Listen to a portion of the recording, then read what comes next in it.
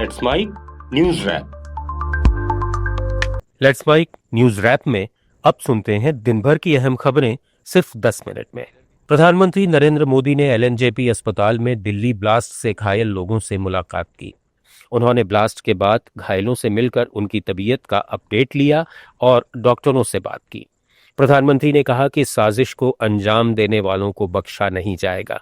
उनके आने की सूचना मिलते ही एलएनजेपी अस्पताल के सामने बैरिकेडिंग कर सुरक्षा बढ़ा दी गई। इससे पहले भूटान दौरे के बाद प्रधानमंत्री भारत लौट आए। दोनों देशों ने नवीकरणीय ऊर्जा, स्वास्थ्य और संस्थागत सहयोग से जुड़े 3 अहम समझौतों पर हस्ताक्षर किए। भारत ने भूटान की 13वीं पंचवर्षीय योजना के लिए आर्थिक सहयोग का भरोसा दिया और 4,000 करोड़ रुपए की रियायती लोन सहायता की घोषणा की। दोनों देशों ने 1200 मेगावाट की पुनातसांग छू 1 परियोजना पर काम फिर से शुरू करने पर सहमति जताई, जबकि पुनातसांग छू 2 परियोजना का उद्घाटन पीएम मोदी और भूटान के राजा ने किया। दौरे में सीमा पार कनेक्टिविटी, रेल लिंक और यूपीआई भुगतान सुविधा के दूसरे चरण पर भी चर्चा हुई। पीएम मोदी ने इसे भारत भूटान मित्रता का नया अध्याय बताया। प्रधानमंत्री मोदी की डिग्री का मुद्दा एक बार फिर चर्चा में है। दिल्ली हाईकोर्ट ने दिल्ली यूनिवर्सिटी को फटकार लगाते हुए कहा कि अपील में देरी माफ करने की अर्जी पर 3 हफ्ते में अपना जवाब दाखिल करे। यह मामला 2016 के उस सीआईसी आदेश से जुड़ा है जिसमें मोदी की डिग्री की जानकारी सार्वजनिक करने को कहा गया था। चीफ जस्टिस देवेंद्र कुमार उपाध्याय और जस्टिस तुषार राव गेडेला की बेंच ने कहा कि अपील देर से दाखिल हुई है, इसलिए यूनिवर्सिटी पहले ऑब्जेक्शन दे। कोर्ट ने यह भी पूछा कि क्या डिग्री की जानकारी आरटीआई की धारा 8 के तहत छिपाई जा सकती है और क्या इसे सार्वजनिक करना जनहित में है। इससे पहले 2024 में जस्टिस सचिन दत्ता ने सीआईसी का आदेश रद्द कर दिया था। अब यह मामला 16 जनवरी 2026 को फिर सुना जाएगा। बिहार विधानसभा चुनाव में इस बार मतदाताओं ने नया रिकॉर्ड बनाया है। राज्य में कुल 66.91% मतदान हुआ, जो अब तक का सबसे अधिक है। पहले चरण में 65.08 और दूसरे चरण में 68.76% वोटिंग दर्ज की गई। खास बात यह रही कि महिला मतदाताओं ने 71.6% वोट डालकर पुरुषों को पीछे छोड़ दिया। एग्जिट पोल के मुताबिक एनडीए 140 से 150 सीटों के साथ एक बार फिर सत्ता में लौटता दिख रहा है, जबकि महागठबंधन 85 से 95 सीटों तक सिमट सकता है। वहीं प्रशांत किशोर की जनसुराज पार्टी को मुश्किल से कुछ सीटें मिलने का अनुमान है। इस बार 6 देशों के 16 विदेशी प्रतिनिधियों ने भी चुनाव प्रक्रिया को देखा। कांग्रेस नेता राहुल गांधी ने आज दिल्ली में बिहार विधानसभा चुनाव के विभिन्न एग्जिट पोल्स पर कहा कि ये कोई एग्जिट पोल नहीं, ये मोदी मीडिया पोल और मोदी का फैंटेसी पोल है। ऐसे प्रोपेगेंडा ने सब तबाह कर दिया है। इसका नाम एग्जिट पोल नहीं है, इसका नाम मोदी मीडिया पोल है। ये मोदी जी का पोल है, फैंटेसी पोल है उनका। Thank you.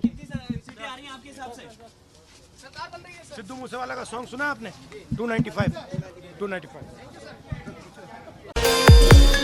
इधर राजस्थान के पूर्व मुख्यमंत्री अशोक गहलोत ने वोट चोरी के मुद्दे पर बड़ा बयान दिया।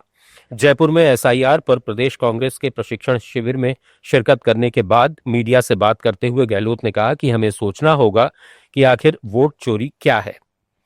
अगर चुनाव निष्पक्ष तरीके से नहीं हो, वोटर लिस्ट पारदर्शी नहीं हो या ईवीएम में छेड़छाड़ हो तो ये सब वोट चोरी के दायरे में आते हैं। उन्होंने हरियाणा और तमिलनाडु के चुनावों का उदाहरण देते हुए कहा कि हरियाणा में हार जीत का अंतर बहुत कम था, जबकि महाराष्ट्र में कांग्रेस, शिवसेना और एनसीपी लोकसभा चुनाव के 3 महीने बाद ही गायब हो गईं। गहलोत ने चुनाव आयोग से मतदाता सूची और आंकड़े साझा करने की मांग की ताकि डबल वोटरों का पता लगाया जा सके।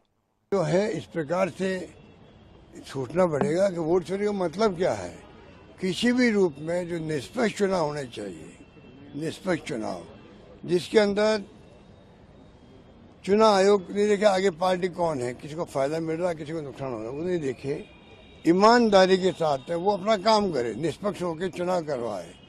वोटर लिस्ट भी ट्रांसपेरेंट हो, प्रक्रिया ट्रांसपेरेंट हो, पोलिंग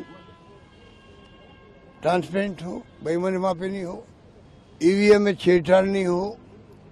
ये तमाम बातें आते वोट चोरी के अंदर। मतलब राहुल गांधी का मतलब ये है कि भाई आप इसमें बेईमानी कैसे करने लगे। हरियाणा के अंदर क्या हुआ सबको मालूम है, और महाराष्ट्र में तो इनकी खुद की पोल खोल दी, पूरे देश ने देखा ये क्या हो गया। क्योंकि हार जीत का देखो अंतर का फर्क पड़ता है, हार भी होती। समाजवादी पार्टी प्रमुख अखिलेश यादव ने कहा है कि एसआईआर इसलिए हो रहा है ताकि नौजवान नौकरी न मांगने लगें। लखनऊ में मीडिया से बातचीत में उन्होंने कहा कि जैसे ही एसआईआर खत्म होगा पंचायत का चुनाव करा देंगे, उसके बाद चुनाव आ जाएगा। राघोपुर विधानसभा क्षेत्र से राजद उम्मीदवार तेजस्वी यादव ने आज पटना में बिहार चुनाव के एग्जिट पोल पर कहा कि हमने पहले भी कहा था कि 14 तारीख को नतीजे होंगे और 18 को शपथ ग्रहण होगा। ये निश्चित तौर पर होने जा रहा है। उन्होंने कहा कि कल वोटिंग के दौरान लोग बड़ी कतारों में खड़े थे, लोग खड़े रहे और एग्जिट पोल आ गया। इस तरह के सर्वे को लेकर हम न किसी खुशफहमी में रहते हैं और न ही गलतफहमी में रहते हैं।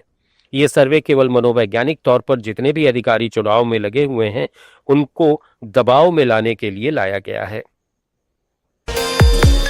जाने माने फिल्म अभिनेता धर्मेंद्र को आज सुबह अस्पताल से छुट्टी मिल गई। उनके परिवार द्वारा जारी एक आधिकारिक बयान में मीडिया और जनता से अनुरोध किया गया है कि वे अफवाहें नहीं फैलाएं और उनकी निजता का सम्मान करें। बयान में उनके शीघ्र स्वस्थ होने और दीर्घायु की प्रार्थनाओं और शुभकामनाओं के लिए सभी का धन्यवाद किया गया है। इस बीच ब्रीच कैंडी अस्पताल के डॉक्टर प्रतीत समदानी ने बताया कि धर्मेंद्र देओल को आज सुबह 7:30 बजे अस्पताल से छुट्टी दे दी गई। अब उनका उपचार घर पर ही जारी रहेगा। इधर बॉलीवुड अभिनेता गोविंदा को मुंबई के क्रिटी केयर अस्पताल से डिस्चार्ज कर दिया गया है। दरअसल एक्टर को घर पर बेहोश होने के बाद मंगलवार आधी रात 1 बजे अस्पताल में भर्ती कराया गया था। अस्पताल से डिस्चार्ज होने के बाद गोविंदा ने कहा कि मैं अब पूरी तरह ठीक हूं, वर्कआउट ज्यादा कर लिया था इसलिए ऐसा हुआ। झारखंड हाईकोर्ट में चाईबासा में बच्चों को संक्रमित रक्त चढ़ाए जाने से एचआईवी फैलने के मामले की सुनवाई हुई। चीफ जस्टिस तरलोक सिंह चौहान और जस्टिस राजेश शंकर की खंडपीठ के सामने राज्य सरकार ने बताया कि जांच रिपोर्ट तैयार है। कोर्ट ने रिपोर्ट दाखिल करने का निर्देश देते हुए अगली सुनवाई 19 नवंबर तय की है। प्रार्थी की ओर से कहा गया कि राज्य में अब भी निजी अस्पतालों में रिप्लेसमेंट ब्लड की मांग की जा रही है, जबकि सरकार ने ब्लड कैंप लगाने की बात कही है। मामला तब सामने आया जब रांची सदर अस्पताल और चाईबासा में संक्रमित ब्लड चढ़ाने से कई बच्चे एचआईवी पॉजिटिव पाए गए थे। हाईकोर्ट ने इस गंभीर मामले को जनहित याचिका में बदलकर खुद मॉनिटरिंग शुरू की है। भारतीय शेयर बाजार ने बुधवार को मजबूत प्रदर्शन किया, जब सेंसेक्स 595 अंक चढ़कर 84,466 पर बंद हुआ, जबकि निफ्टी 181 अंक ऊपर 25,876 के स्तर पर समाप्त हुआ। दोनों सूचकांक करीब 0.7% की बढ़त के साथ बंद हुए, जिसमें आईटी, ऑटो और फार्मा क्षेत्रों ने अगुवाई की। एशियन पेंट्स और टेक महिंद्रा जैसे शेयरों में तेजी आई, वहीं टाटा स्टील और टाटा मोटर्स लूजर्स रहे।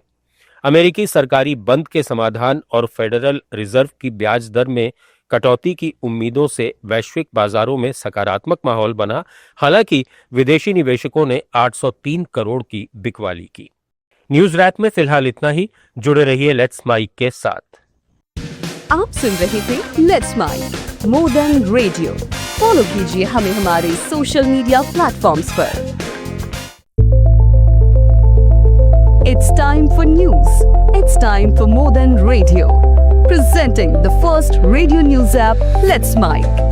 Let's Mic, a news-based app on your phone where you get to watch and listen news, talk shows, interviews, radio show podcasts. On Let's Mic, you get all relevant information of TV, print, radio, podcast, and digital.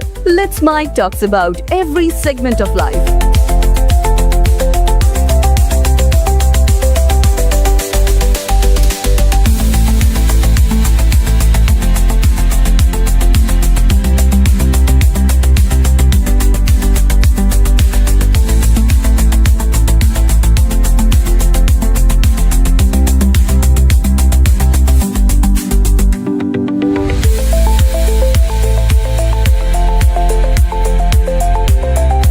Download the app now from Play Store. Available both on Android and iOS mobile phones. Follow us on YouTube, Instagram, Twitter, LinkedIn, Facebook, Telegram, WhatsApp, Snapchat. Let's talk, let's connect, and Let's